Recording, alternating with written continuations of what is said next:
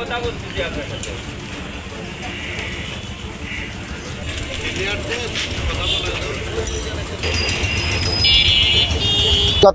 একটি স্কুলে তথ্য সংগ্রহের জন্য সংবাদকর্মীরা গিয়েছিল। শৈলকুপা প্রেস ক্লাবের দুজন সদস্য ছিল এবং একই সাথে ঝিনাইদহ প্রেস ক্লাবের সাবেক সিনিয়র সদস্য এবং আমাদের শৈলকুপা প্রেস ক্লাবের প্রতিষ্ঠাতা সদস্য সিনিয়র সাংবাদিক দেলোয়ার কবির সহ 3 জন সাংবাদিককে চরমভাবে লাঞ্ছিত করা হয়েছে, ঔদ্ধত্যপূর্ণ আচরণ করা হয়েছে।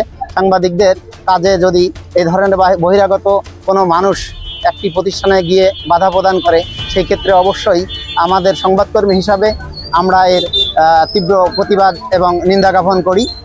ইতিপূর্বে এই একই ব্যক্তি প্রেস ক্লাবের তিনিও একজন পরিচয় দানকারী সংবাদকর্মী হিসাবে বিভিন্ন জায়গায় যদিও পরিচয় দিয়ে বেড়ান, আমরা সেই বিষয়টাকে ওইভাবে দেখি না এই কারণেই যে প্রেস ক্লাবের ব্যানার নাম ভাঙিয়ে বা প্রেস ক্লাবের এই ব্যানারকে সাথে নিয়ে কারো ব্যক্তিগত পারপাস ক্লিয়ার করার জন্য সংবাদকর্মীরা কাজ করে না। কোনো সংগঠনের পক্ষ থেকে যখন কোনো প্রতিবাদ জানানো হয়, অবশ্যই সেই সংগঠন সাংবাদিকতার পক্ষেই কাজ করে। মাঠ সাংবাদিকতা করতে গিয়ে আমাদের অনেক রকমের হামলা মামলা, জেল জুলুমের শিকার হতে হয়। ইতিপূর্বে শৈলকুপা প্রেস ক্লাবের একাধিক সদস্যর নামে বিভিন্ন সময় হামলা মামলা হয়েছে, নির্যাতনের শিকার হয়েছে, বাড়িঘর ছাড়তে হয়েছে। আমরা সংবাদকর্মীরা নিরাপত্তাহীনতায় ভুগি। সবসময় আমরা বিভিন্ন ঝুঁকির মাধ্যমে কাজ করে চলি। সংবাদকর্মীদের যদি কাজ করার জায়গাটা সাবলীল না হয়, সুন্দর পরিচ্ছন্ন না হয়, বিভিন্ন রকমের জবাবদিহির মুখে পড়তে হয়। আমরা নানানভাবে নিষ্পেষিত, নির্যাতিত হয়ে থাকি।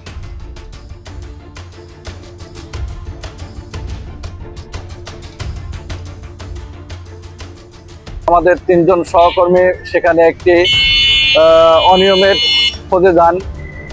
সে অনিয়মটি যখন তারা যাচাই বাছাইয়ের চেষ্টা করছিলেন, সেখানে শিক্ষকদের সাথে এবং শিক্ষকদের একজন অভিভাবকের সাথে তাদের বিভিন্ন ধরনের অসৎ আচরণ হয় এবং সেই 3 সাংবাদিককে সেখানে লাঞ্ছিত করে।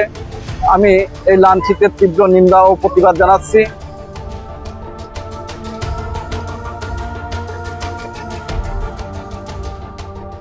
শৈলকুপা সিনিয়র সাংবাদিক দেলোয়ার কবির, আমরা জানি খুলনা বিভাগের মধ্যে তিনি একজন সিনিয়র সাংবাদিক। তার সাথে যে ধরনের ব্যবহার করা হয়েছে, সাথে যে 2 ছোট ভাই ছিলেন তাদের সাথে যে দুর্ব্যবহার করা হয়েছে, এটাকে আমরা তীব্র প্রতিবাদ জানাই।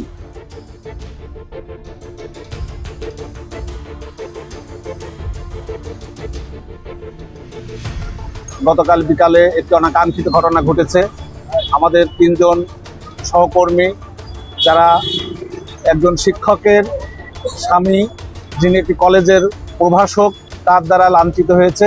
আমরা চাই ঘটনার সুষ্ঠু তদন্ত করে দোষী ব্যক্তির দৃষ্টান্তমূলক শাস্তি।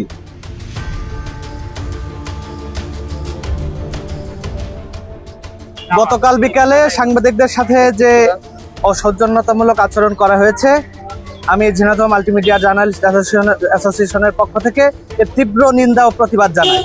সংবাদ সংগ্রহে যে যদি কোনো সাংবাদিকের সাথে এমন আচরণ বহিরাগত কেউ করে, সেটা দায়ভার আমি মনে করি, যেহেতু স্কুল কর্তৃপক্ষের স্বামী তিনি স্কুলের প্রধান শিক্ষিকার স্বামী, তিনি এই বিষয়টাই কোনোভাবেই ঢুকতে পারে না। সাংবাদিকের পক্ষ থেকে বলতে চাই যে এই ঘটনার সাথে যারা জড়িত আছে তাদের অতি শীঘ্রই আইনের আওতায় আনতে হবে।